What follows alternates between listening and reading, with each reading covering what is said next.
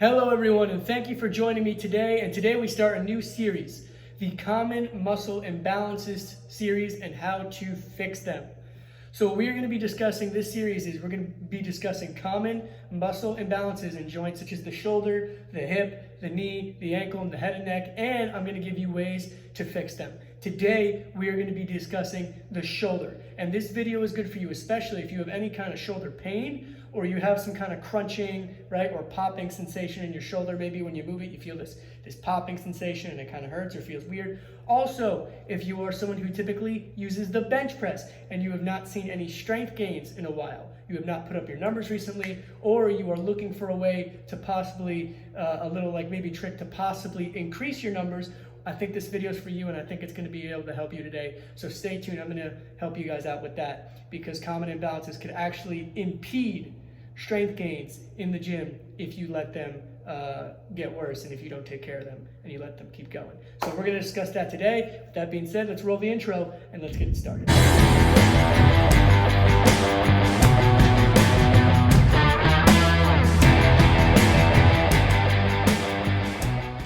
All right, so before we actually get started and talk about the imbalances that you could be having, right, and how to fix those imbalances, first we have to understand a little bit about the shoulder joint itself. Now, we all know the shoulder is a ball and socket joint. Ball and socket just basically means we have free mobility here, right? We can move our arm across our body, back this way, up, down, right? That, the shoulder joint and the hip joint are both ball and socket joints where we have, like, you can't see it, but I'm like moving my hip around, right? We have free mobility in these areas, right? A high level of mobility. Unlike areas like the elbow, right, where all it can do is two motions, which is flexion and extension, right? We can flex the shoulder, we can extend the shoulder, we can internally rotate the shoulder, externally rotate the shoulder, right? We can do all those movements. It's a very free mobile joint, unlike the other joints in our body, such as our elbow and our knee.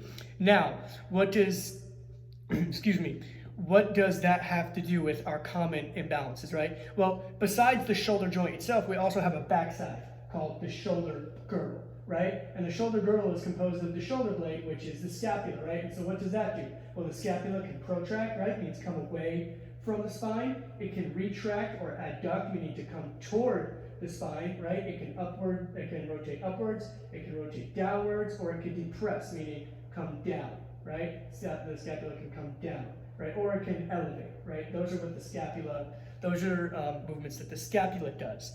And all of these movements are influenced by muscles surrounding the shoulder blade or shoulder girdle, right? And so we're going to talk about how these muscles play a part in your imbalances and how you can either stretch them to fix them or how you can strengthen them in order to fix what's either causing you limitations in your strength or your pain. So getting started with what the imbalances are, what is tight and what is pulling us forward in the shoulder, right? So what I mean is by imbalance and what's tight and what's pulling us forward is the muscles on the anterior side of our body, predominantly in the chest area right here, right, are all pressing motions, right? And although this is a good thing when trying to build strength, when these muscles in the chest, right, the pectoralis major and minor, get tight, what they actually do is they pull on the shoulder blade here and roll it forward, causing the shoulder joint to go into its action of internal rotation, right?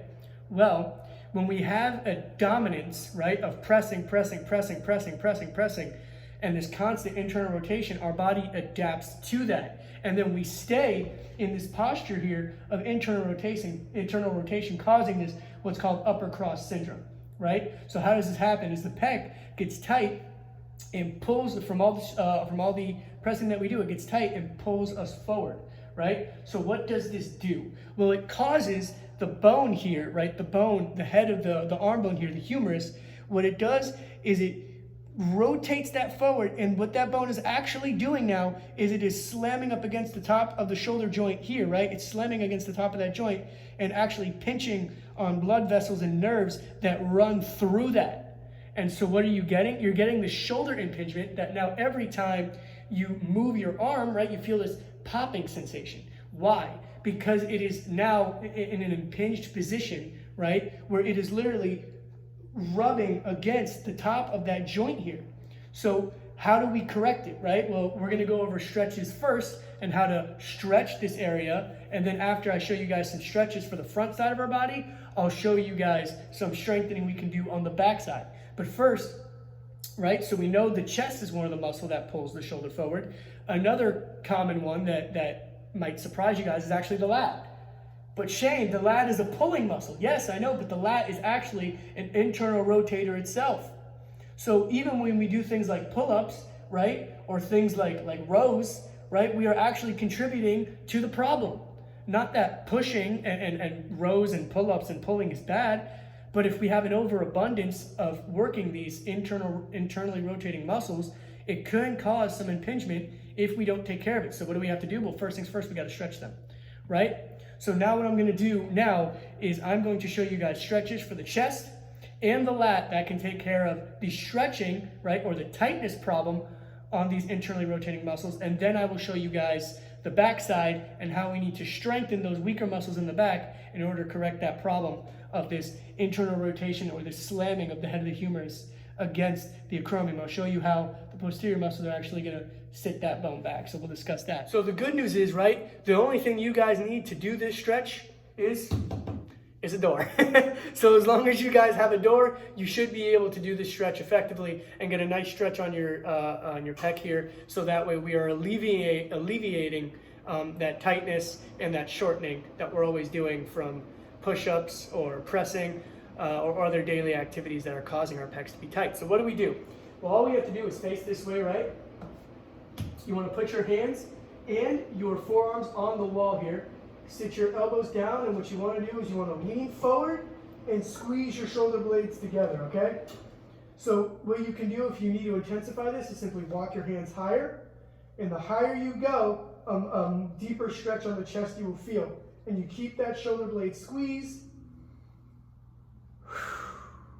and you want to breathe into this stretch, and you can lean forward each breath. And what that is going to do, guys, is that is going to help to stretch the chest, right, and alleviate some of that tension that all our pressing is causing, and hopefully lengthening this area so it doesn't get too tight.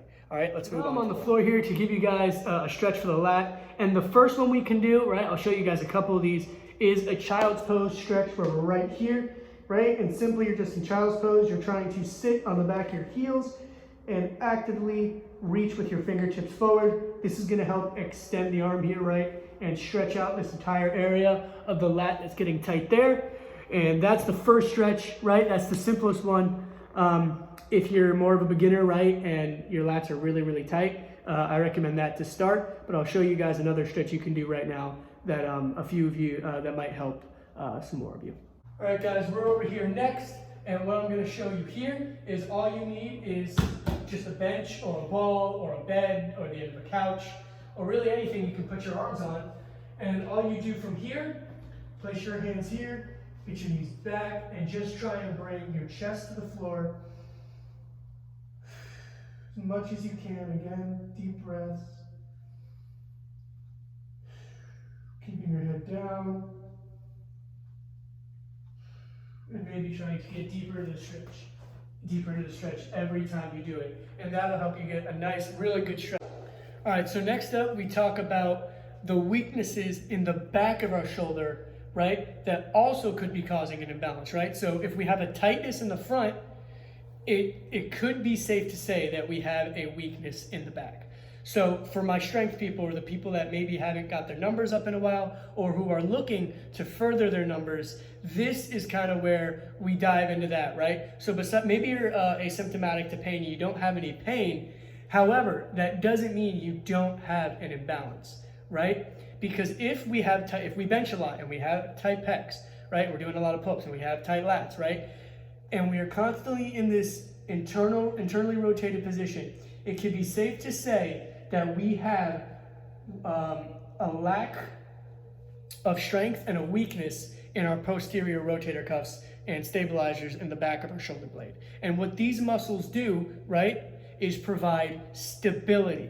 And now we know that the roots for strength are stability and being stable, being able to be strong from a stable and proper foundation, So what happens if we're like this and weak back here and too tight here? Well, if you notice here, when I'm internally rotated, right? Well, now my scapula is protracted, right? So what happens when I have a protracted scapula and a weak posterior rotator cuff? Well, now I'm lacking stability in my shoulder blade. And now instead of the head of my humerus, right, sitting back here where it's supposed to, allowing the rotator cuff to pull the head of that bone back and sit it back to be stable, well, now I'm in this impinged position. And because of the protraction here, if I am weak here and tight here, my range of motion is now limited.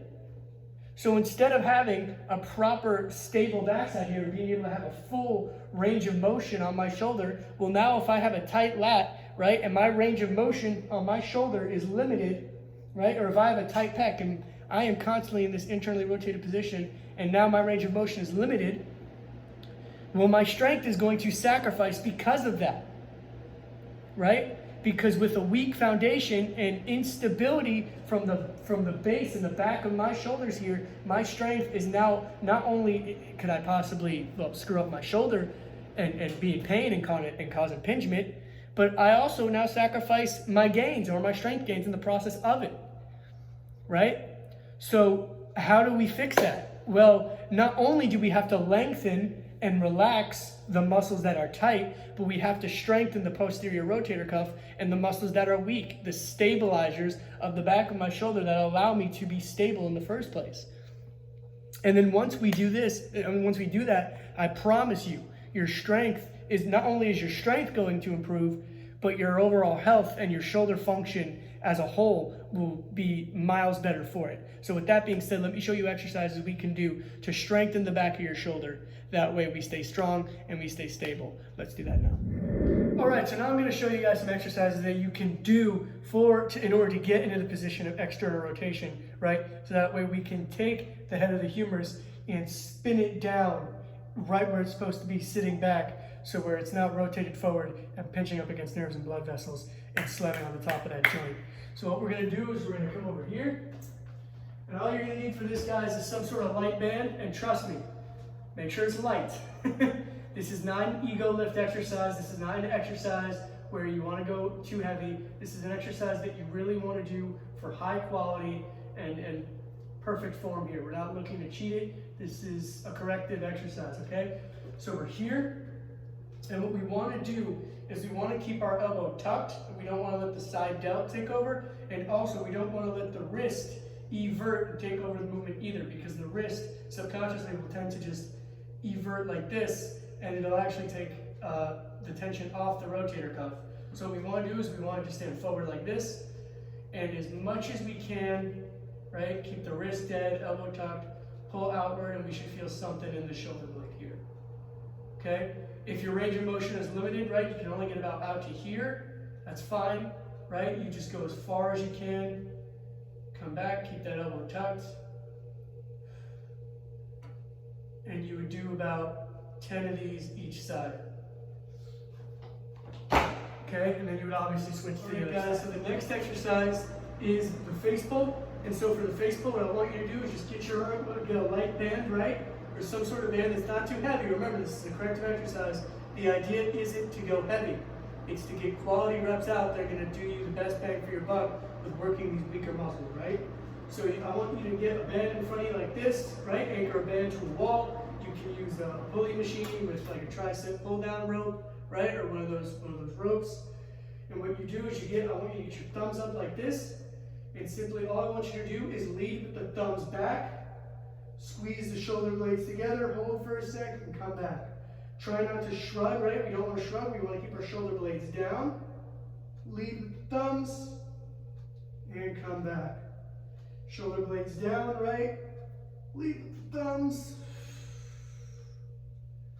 and come back. And pointing our thumbs back behind us.